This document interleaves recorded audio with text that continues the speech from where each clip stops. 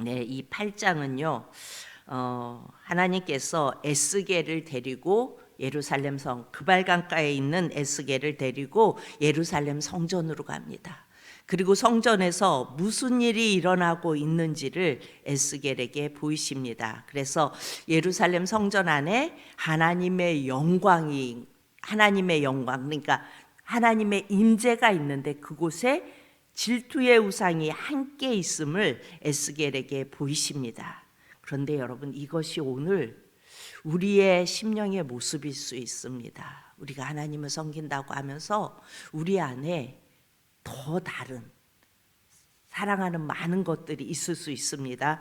오늘 5절에서 6절까지 보면요, 나로 내 성소를 멀리 떠나게 하느니라 이렇게 말씀하세요. 다른 것을 더 사랑하면 우리 주님은 마음이 상하셔서 거기에 있기가 힘들다는 겁니다. 지금 바벨론의 포로로 끌려가 사는 에스겔을 데려다가 이스라엘이 지금 무슨 죄를 범하고 있는지를 보여주시는 겁니다. 그리고 7절에서 10절까지 보면요, 겉으로는 성전 담인데 8절에 보니까 허물어 봤더니 그 안에 가증한 우상들을 잔뜩 그려놓았어요. 그러니까 성전 안에, 하나님을 섬기는 성전 안에 다른 것들을, 오늘 8절에 보면요, 인자의 너는 이 담을 헐라 하시기로 내가 그 담을 허니 한 문이 있더라. 그래서 그곳에 들어가 보았더니 거기에 행하는 가증하고 악한 일을 보라. 그리고 10절에 보면은 이제 많은 것들이 이렇게 나와. 내가 들어가 보니 각양 공충과 가증한 짐승과 이스라엘 족속의 모든 우상을 그 성전 안에 다 그려 놓았다는 거예요. 우리 11절을 봅니다. 시작. 이스라엘의 족속 장로 중 70명이 그 앞에 섰으며 사반의 아들 야사냐도 그 가운데에 섰고 각기 손에 향로를 들었는데 향연이 구름같이 오르더라. 우리는 잘못 보면은 향연이 구름같이 오르더라 그러면은 하나님 앞에 드려지는 어떤 그것이 올라간다고 생각할 수 있어요. 그런데 여러분, 여기 장로 중 70명, 이거는 이스라엘의 우두머리들이에요. 그렇고 여기 사반의 아들 야하샤냐는 제사장이에요. 그리고 그들이 향로를 들고 향연이 구름같이 오르더라. 10절 11절을 보면 이것은 우상을 그려놓고 그 안에서 제사장이 함께 숭배하는 모습이라는 겁니다. 그러니까 이 사실을 알지 못하면 하나님은, 에스겔이 왜 자기 백성을 바벨론에게 멸망당하게 하고 자기 백성을 포로로 끌려가게 하냐고 그렇게 원망할 수 있어요. 근데 지금 에스겔이 그 현장을 보니까, 예루살렘 성전 안에서 벌어지는 이 현장을 보니까 할 말이 없는 거예요. 그러니까 골백번 죽어도, 그야말로 하나님이 골백번 죽여도 마땅해요. 포로로 그런데 끌려갔다가 어떻게 하세요? 하나님은 70년 만에 다시 그들을 돌리시잖아요. 에스겔은 이 모습을 보면서 인간이 얼마나 악해질 수 있는지를 보고, 그리고 그 자비하신 하나님, 그럼에도 불구하고 그들을 70년 만에 다시 돌리시는 하나님의 그 자비를 보고 그 긍휼하심을 만나니까 할 말이 없는 거예요. 여러분, 우리가 십자가 앞에서 내가 죄인임을 알면 할 말이 없는 거예요. 나 같은 자를 구원해 주신 그 주님을 제대로 만나면 할 말이 없는 거예요. 그들은 어떠한 상황이 와도요, 그러니까 예수님을 제대로 만난 사람들은요, 어떠한 상황이 와도 혹 죽음이 온다 해도 웃으면서 죽잖아요. 믿음의 선진들이 어떻게 못 일을 걸어가고 그들의 목숨을 취하는데도 거기서 그냥 웃으면서 하늘을 바라보며 주님을 바라보며 죽어갈 수 있어요? 내가 어떠한 존재인지 아니까. 그런 나를 구원하신 하나님이니까 그 하나님을 바라볼 때 기쁠 수밖에 없는 거예요. 감당할 수밖에 없는 거예요. 신약의 사도들도 다 피해 도망갔죠. 예수님이 십자가에 달릴 때. 그런데 다시 부활하신 예수님을 만나니까 12제자 다 물론 가룟 유다는 빼고 다 숨겨 있어요.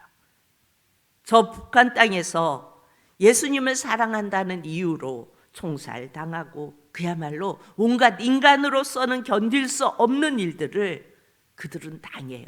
예수님을 믿는다는 이유로. 그런데 묵묵히 견디며 당하잖아요.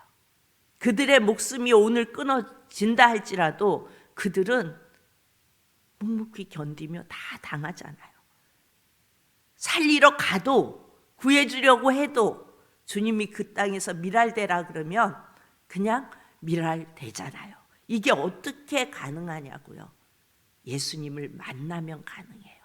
예수님이 나를 위해 뭘 하셨는지 알면, 나 같은 이런 죄성이 가득한 나를 위해 뭘 했는지 알면 할 말이 없는 거예요. 골백번 죽인다 그래도 마땅하다고 여기는 거예요. 오늘 12절을 봅니다. 12절.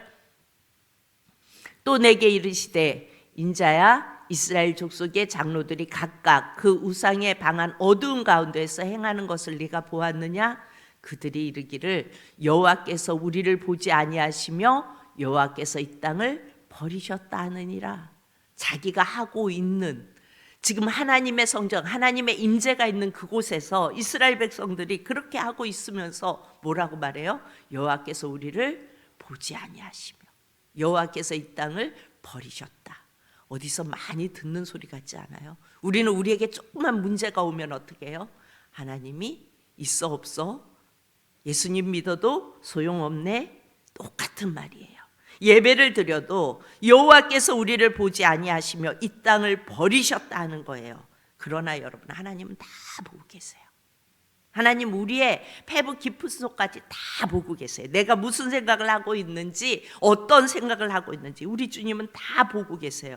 주님은 다 듣고 계시고 내 형편을 다 알고 계시고 보고 계시다는, 여러분 하나님 앞에 내가 있다는 이 신전의식, 코람데오라고 말하죠. 그것이 없는 것이 악한 거예요.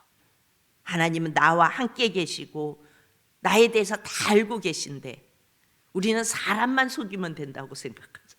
사람만 내가 이렇다고 봐주면 된다고 생각하잖아요. 그런데 우리는 예수님을 만난 자들은 코람데오, 주님 앞에서 다 드러나는 나, 이거를 생각하지 않으면 악한 거라고요. 예배하는 자들을 찾아오셔서 나의 목소리로 드리는 찬양을 들으시고 예배를 받고 계시는 그 주님을, 나에 대해서 다 알고 계시는 그 주님을 바라볼 수 있기를 축복합니다. 오늘 14절을 봅니다. 14절을 보면 더 기가 막히죠. 그가 또 나를 데리고 여호와의 전으로 들어가는 북문에 이르시기로 보니 거기에 여인들이 앉아 뭐해요? 담무스를 위하여 애곡하더라. 여러분, 이 담무스는 뭐예요? 바벨론의 우상이잖아요. 근데 그 우상을 가지고, 애굽의 우상, 그러니까 이방인들의 우상이에요, 담무스는. 근데 그것을 가지고 애곡해요. 뭐예요? 그 앞에서 섬긴다는 얘기예요. 하나님의 성전 안에서 그야말로 별짓을 다 하고 있는 거예요. 아무도 몰랐어요. 그러나 하나님은 다 보고 계셨어요. 에스겔도 예루살렘 성전에서 이런 일이 벌어지고 있는 걸 몰랐어요. 그리고 울며 기도해요. 그발 강가에서 하나님, 왜 이스라엘을 명하게, 왜 예루살렘 성전이, 그 성전을 그리워하며 기도하는데 하나님이 이 8장에 에스겔을 데리고 예루살렘 성전으로 가요. 그리고 다 보여줘요. 16절을 봅니다.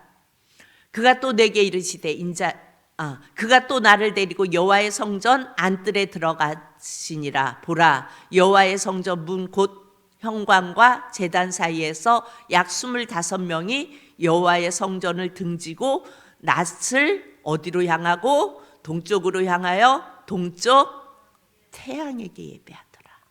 여러분, 태양에게 예배하는 게 어디예요? 애굽도 그랬죠. 바벨론도 그랬죠. 지금 하나님을 섬긴다는 그들이 하나님의 성전 안에서 하나님을 등지고 동쪽 태양에게 예배하더라.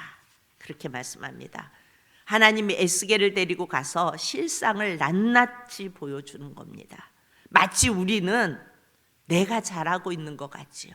내가 11조 바치고 열심히 봉사하고 내가 대단한 것 같아요. 그래도 내가 이렇게 한 것 같아요. 근데 하나님의 성령이 내 중심으로 파고 들어오면 우리가 이런 모습일 수 있어요. 이 성전에 일어나는 이런 모습일 수 있다고요. 겉으로는 11조 드리고 헌신하면서 열심히 내가 하는, 잘 헌신하는 신앙인의 모습인 것처럼 사람을 속일 수 있어요. 그런데 하나님의 성령이 내 중심으로 파고 들어오면 내 모습이 이럴 수 있다고요.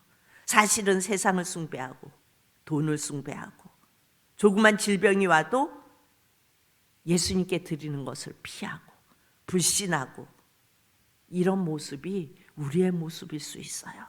이런 인간들 주님께서 보시고 그냥 싹 쓸어버려도 할 말이 없어요, 우리는. 그런데 그 긍휼을 놓지 않으세요. 8장에 에스겔을 이끌어 실상을 보여주시는 이유가 뭘까요? 하나님은 왜 에스겔을 그발강가에서 예루살렘 성전으로 데리고 와서 이 실상을 보여주고 있는 걸까요? 앞으로 오실 예수님은 이런 자들을 회개를 통하여 용서하시고 받아주겠다는 거예요. 이렇게 여전히 세상을 사랑하고 여전히 내가 소중하고 내 자신만이 소중하고 이런 자들을 용서하시고 받아주겠다는 거예요. 기도하다가 말씀 듣다가 제가 생각나면 내가 죄인이라고, 네가 죄인이라고 주님이 저주하시는 것이 아니라 말씀을 통해 내 죄가 보여지면 이건 저주가 아니에요. 회개할 기회를 주시는 긍휼입니다. 은혜 중에 최고의 은혜가 죄가 생각나는 거예요. 여러분, 우린 자꾸 죄가 생각나야 돼요. 주님, 내가 주님보다 물질을 더 사랑했어요. 주님 앞에 드려질 내 육신을 너무나 아꼈어요. 다 생각날 때마다 주님이 최고로 나를 사랑한다는 증거예요. 여러분, 나의 죄가 생각나지 않으면 주님과 상관없어요.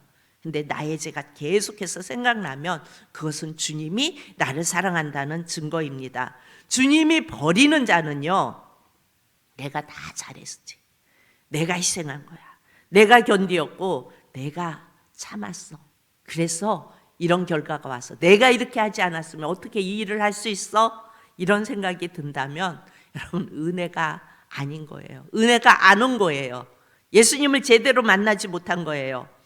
억울함, 원통함, 내 공로, 내 의로 계속해서 내가 그것이 생각나고 내 의가 생각나고 내 공로가 생각난다면 그것은 버림받은 거예요.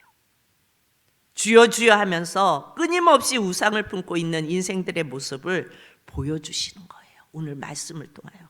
앞으로 오실 예수님은 우리에게 이런 죄를 보여주시고 그 죄에서 건지는 사역을 한다는 것을 에스겔을 통하여 보여주시는 겁니다. 여러분, 죄가 생각나면 죄책감을 가지고 마귀에게 정죄당하지 마시고 무조건 엎드리십시오. 주님, 잘못했습니다. 지금이라도 주님 이렇게 깨닫게 하시니 감사합니다. 보여주시니 감사합니다. 저는 죽을 수밖에 없는 죄인입니다. 그래서 누가 필요해요? 예수님이 필요해요. 그래서 예수님, 저는 예수님이 필요해요. 예수님이 없으면 살아갈 수 없어요.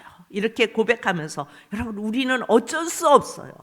우리는 이미 아담 때부터 죄가 우리 안에 있어서 원죄를 가지고 태어나는 자들이기 때문에 우리는 오늘 이 성경에 나오는 에스겔 8장에 나오는 이런 모습들이 우리 안에 다 있다니까요.